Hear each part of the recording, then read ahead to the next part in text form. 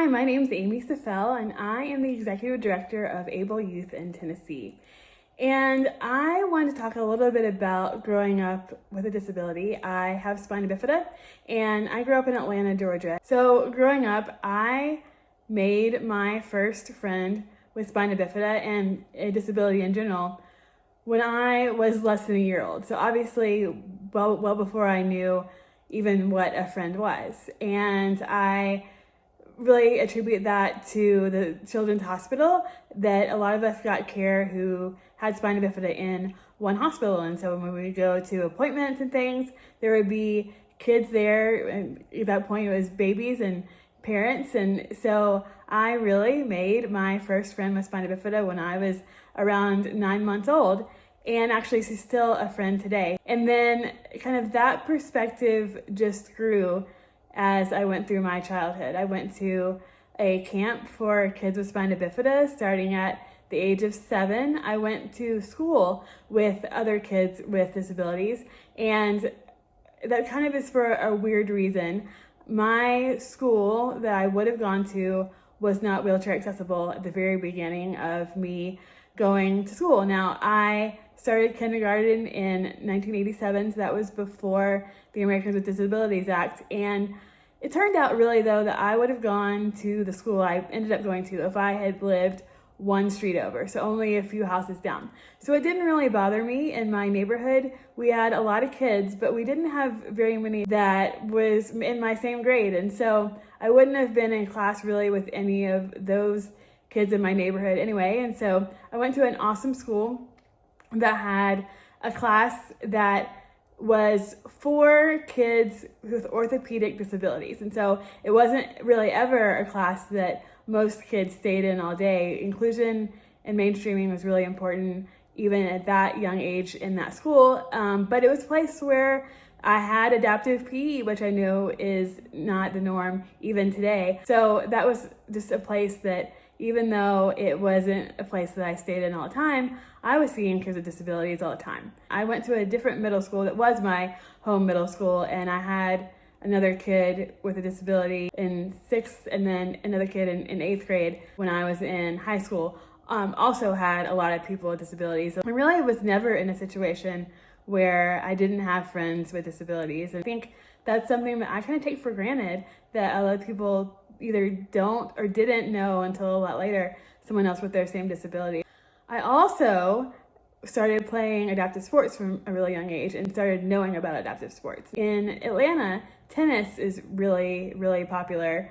It was back then and still is now. And so I started playing tennis from a very young age, and several 5Ks from a very young age. When the Paralympics came, that things really ramped up.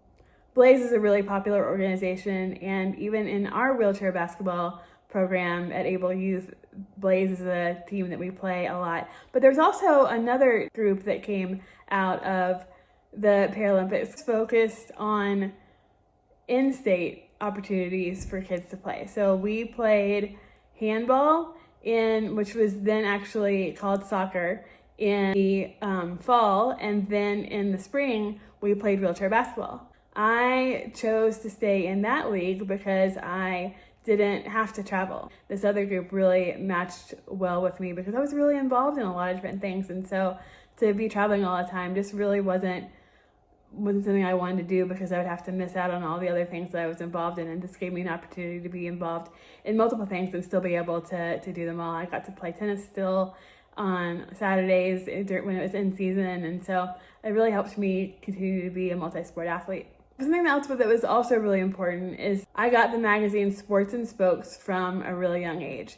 And so that is kind of the premier publication of adaptive sports, and it's still in production today. And so I was like monthly getting this magazine that had any adaptive sport you could imagine. And I got to see people participating in all these different sports we might not even have had in Atlanta, but I just got to know all the possibilities that were out there. And so I really never knew that there was limitations because I wasn't seeing them. I really wasn't having people tell me that I couldn't do things. I was continuously seeing adaptive sports and people with disabilities and people who were adults being really productive in life. I was continuously meeting other people with disabilities of all ages that were really successful and had jobs and had families and kids and everything. And so that was just something that I always knew was possible for my life. And I also knew about collegiate wheelchair sports from a very young age as well. I kind of always knew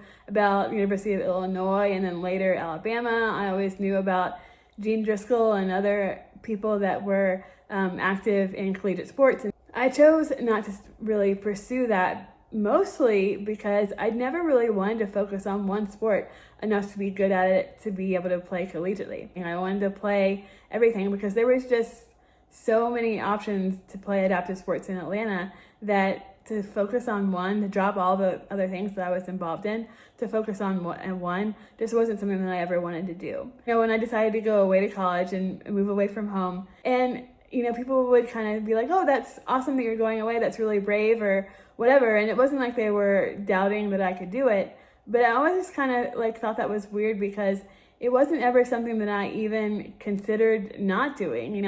I'm certainly pretty competitive, and so when I see my other classmates doing things, it's like, well, I wanted to do that too. And so it was just something that even would have never crossed my mind that I wouldn't go away to college like everybody else was. And there's also the Peachtree Road Race, the world's largest 10K, which is in Atlanta. And that wheelchair division is huge and kind of always was. That was going on well before I was ever born. And so adaptive sports were really ingrained in Atlanta between tennis and the Peachtree Road Race from well before I was born. And so adaptive sports was just so commonplace in Atlanta that it was something that I jumped right into and was something that I've never known life without. And so that's kind of a little bit about my story growing up from birth into high school, and just wanted to share that was my journey. It's something that certainly was really important for me to always have friends with disabilities in life and then to always have opportunities in adaptive sports.